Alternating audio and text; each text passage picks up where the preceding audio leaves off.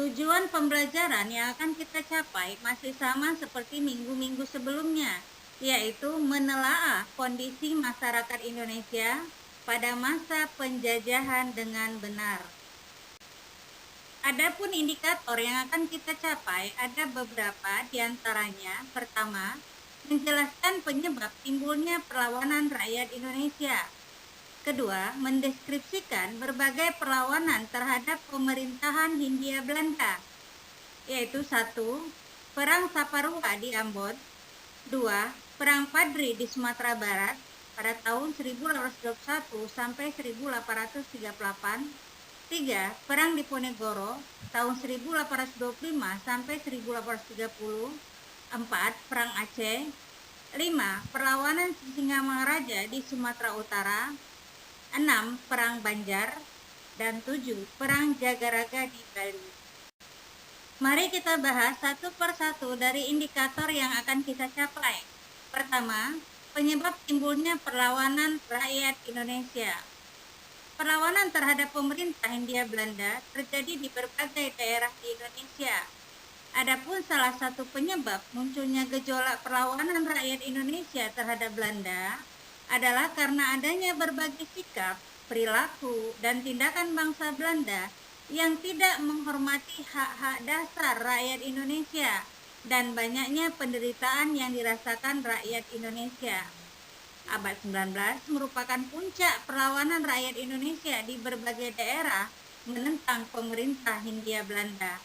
Kegigihan perlawanan rakyat Indonesia ini menyebabkan Belanda mengalami krisis keuangan yang digunakan untuk membiayai perang. Berikutnya, berbagai perlawanan terhadap pemerintahan Hindia Belanda. 1. Perang Saparua di Ambon. Pada tahun 1811 sampai 1816, kekuasaan Belanda digantikan oleh Inggris, di mana peralihan kekuasaan ini menyadarkan rakyat bahwa Belanda bukanlah kekuatan yang paling hebat. Ketika Belanda kembali lagi berkuasa pada tahun 1817, rakyat Ambon melakukan perlawanan di bawah pimpinan Thomas Matulisi atau dikenal sebagai Patimura di Saparua dan berhasil merebut benteng Belanda serta membunuh Residen Van den Berg. Dalam perlawanan tersebut, turut serta pula seorang pahlawan wanita bernama Christina Martha Tiahahu yang merupakan putri tunggal dari Paulus Tiahahu, teman dari Kapten Patimura. Perlawanan Patimura ini dapat dikalahkan setelah bantuan Belanda dari Batavia datang dan Patimura bersama 3 pengikutnya ditangkap dan dihukum gantung. 2. Perang Padri di Sumatera Barat tahun 1821 sampai 1838. Minangkabau, Sumatera Barat merupakan salah satu pusat gerakan kebangkitan Islam di Indonesia dengan pemurnian ajaran Islam yang tokohnya adalah Haji Miskin, Haji Sunani, dan Haji Piobang yang disebut sebagai kaum Padri. Ide pembaharuan kaum Padri ini berbenturan dengan kelompok adat atau kaum penghulu. Belanda memanfaatkan perselisihan tersebut dengan mendukung kaum adat yang posisinya sudah terjepit. Perlawanan kaum Padri meletus pada tahun 1831 dengan sasaran utamanya Belanda yang dipimpin oleh Tuanku Imam Bonjol, Tuanku Nan Cerdi, Tuanku Tambusai, dan Tuanku Nan Alahan, dan berhasil membuat Belanda terpojok. Kaum adat yang semula bermusuhan dengan kaum Padri ini akhirnya mendukung perjuangan Padri ditambah bantuan dari Aceh yang menyebabkan Belanda benar-benar menghadapi musuh yang tangguh. Belanda akhirnya menerapkan sistem pertahanan benteng sel-sel dengan benteng Fort de Kock di Bukit Tinggi dan benteng Fort van der Kapellen sebagai benteng pertahanannya. Belanda akhirnya menang yang ditandai dengan jatuhnya benteng pertahanan terakhir Padri di Bonjol pada tahun 1837, di mana Tuanku Imam Bonjol ditangkap dan diasingkan ke Priangan, kemudian ke Ambon, dan terakhir di Manado hingga beliau wafat tahun 1864. 3. Perang Diponegoro tahun 1825 sampai 1830.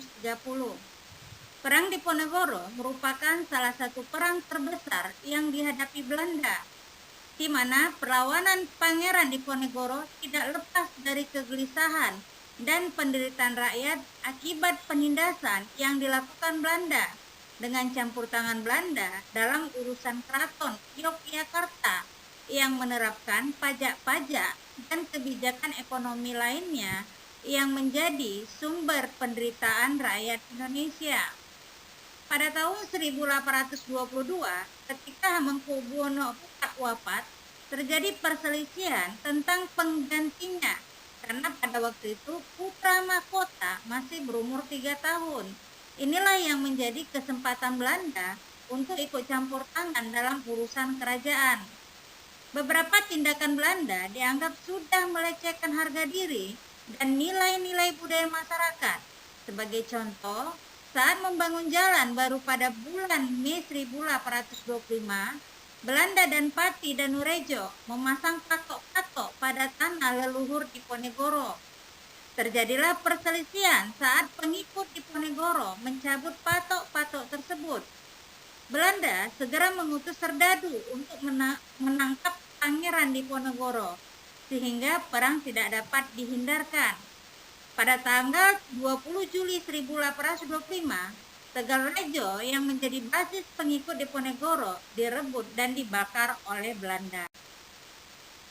Perang Jawa dikumandangkan tahun 1825 sampai 1830 untuk mengusir Belanda yang menular sampai ke Jawa Tengah dan Jawa Timur. Belanda berusaha membujuk para pejuang dengan memulangkan Hamengkubuwono II dari pengasingannya di Ambon. Namun usaha ini gagal memadamkan perlawanan.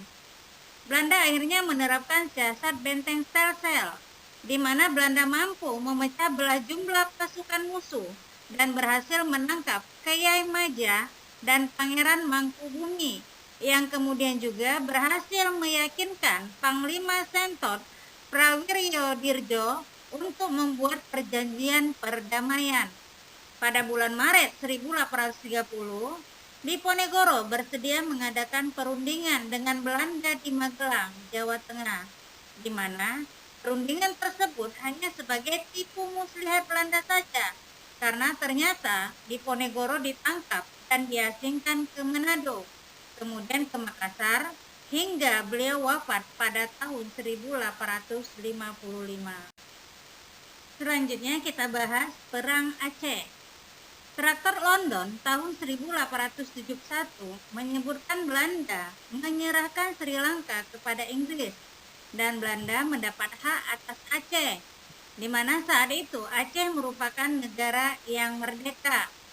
Belanda mempunyai alasan untuk menyerang istana Aceh dan membakar Masjid Baitur Rahman yang menjadi benteng pertahanan Aceh pada tanggal 5 April 1873 berdasarkan Traktat London tersebut.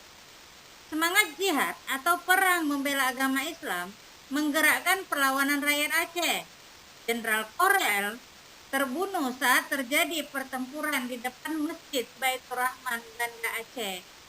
Siasat konsentrasi sel-sel dengan bertahan dalam benteng besar oleh Belanda tidak berhasil. Belanda semakin terdesak, korban semakin besar, dan keuangan terus terkuras. Belanda sama sekali tidak mampu menghadapi secara fisik perlawanan rakyat Aceh. Akhirnya Belanda meminta saran dan masukan serta rekomendasi kepada Dr. Snoek Hurgronje dengan nama samaran Abdul Ghaffar tentang cara-cara mengalahkan orang Aceh. Hurgronje adalah seorang ahli bahasa, sejarah, dan sosial Islam yang lama belajar di Arab, memberikan saran kepada Belanda bahwa Aceh tidak mungkin dilawan dengan kekerasan, sebab karakter orang Aceh memiliki jiwa jihad yang tinggi dan tidak akan pernah menyerah. Menurut Hurgronje, taktik yang mujarab adalah dengan mengadu domba antara golongan ulu balang atau bangsawan dengan kaum ulama, dengan cara Belanda menjanjikan Kedudukan para ulu balang yang bersedia berdamai dan bisa mengalahkan kaum ulama. Taktik ini berhasil dengan banyaknya ulu balang yang merasa tertarik pada tawaran Belanda tersebut. Akhirnya, sejak tahun 1898, kedudukan Aceh semakin terdesak. Banyaknya tokoh yang gugur, diantaranya ada Tengku Umar yang gugur dalam pertempuran di Mulabo pada tahun 1899. Sultan Aceh Muhammad Daud Shah ditawan pada tahun 1903 dan diasingkan hingga meninggal di Batavia. Panglima Polem Muhammad Daud juga menyerah pada tahun 1903. Cut Nyak tokoh pemimpin perempuan, ditangkap pada tahun 1906 dan kemudian diasingkan ke Sumedang. Pahlawan perempuan Cut Mutia gugur pada tahun 1910. Perlawanan Aceh pun terus menyusut hingga akhirnya Perang Aceh diumumkan oleh Belanda berakhir pada tahun 1904. Walaupun perlawanan sporadis rakyat Aceh masih terus berlangsung hingga tahun 1930-an. 5. Perlawanan Sisingamangaraja di Sumatera Utara.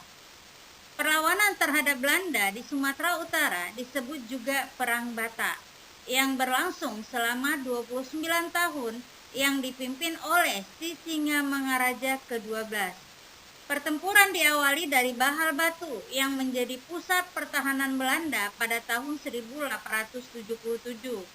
Dalam menghadapi Perang Batak, Belanda menarik pasukan dari Aceh, sehingga pasukan Sisingamangaraja dapat dikalahkan setelah Kapten Christopher berhasil mengepung benteng terakhir Sisingamangaraja di Pakpak. Kedua putra beliau, Patuan Nagari dan Patuan Anggi, ikut gugur, sehingga seluruh Tapanuli dapat dikuasai Belanda. Keenam, Perang Banjar. Perang Banjar bermula ketika Belanda turut campur tangan dalam urusan pergantian raja di kerajaan Banjarmasin, di mana Belanda memberi dukungan kepada Pangeran Samjidillah yang tidak disukai rakyat.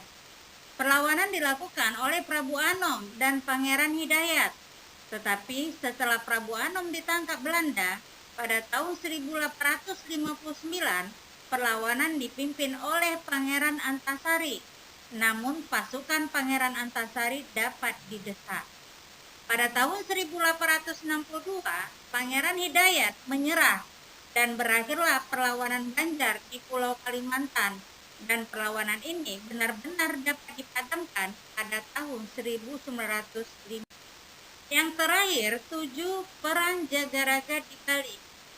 Perang Jagaraga berawal ketika Belanda dan kerajaan di Bali bersengketa tentang hak tawon karang yang menyatakan bahwa setiap kapal yang kandas di perairan Bali ini menjadi hak penguasa di daerah tersebut. Pemerintah Belanda memprotes Raja Buleleng yang menyita 2 kapal milik Belanda. Tetapi Raja Buleleng tidak menerima tuntutan Belanda untuk mengembalikan kedua kapalnya. Belanda akhirnya melakukan serangan terhadap kerajaan Buleleng pada tahun 1846 dan berhasil menguasai kerajaan Buleleng. Sedangkan Raja Buleleng menyingkir ke Jagaraga dibantu oleh kerajaan Karangasem. Setelah berhasil merebut benteng Jagaraga, Belanda melanjutkan ekspedisi militer tahun 1849. 2 kerajaan Bali, yaitu Gianyar dan Klungkung, menjadi sasaran Belanda pada tahun 1906, yang kemudian akhirnya seluruh kerajaan di Bali jatuh ke tangan Belanda setelah rakyat melakukan perang habis-habisan sampai mati, yang dikenal dengan Perang Puputan Jagaraga.